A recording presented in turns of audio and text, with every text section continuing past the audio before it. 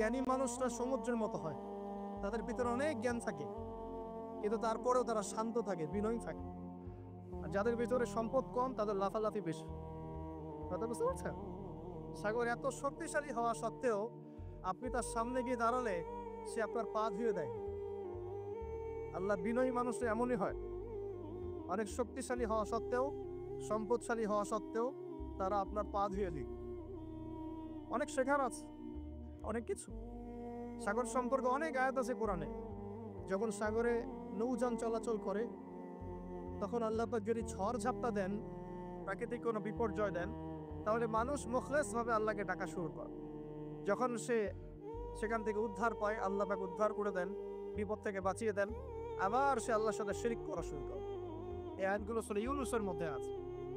তো আমরা চেষ্টা করব সাগরের মতো সম্পদশালী হওয়ার জন্য।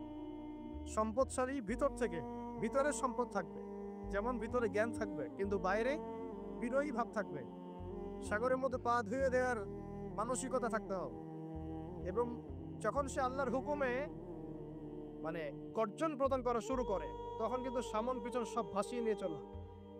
তাই নর্মালি শান্ত থাকতে হবে, যখন আল্লাহর হুকুম আসবে তখন ছাপিয়েও পড়তে হবে। কথা কি বুঝতে পারছে? সমুদ্রের মতো অনেক কিছু শেখার আছে। এগুলো শিখতে হলে আগে দৃষ্টিভঙ্গি চেঞ্জ করতে হয়।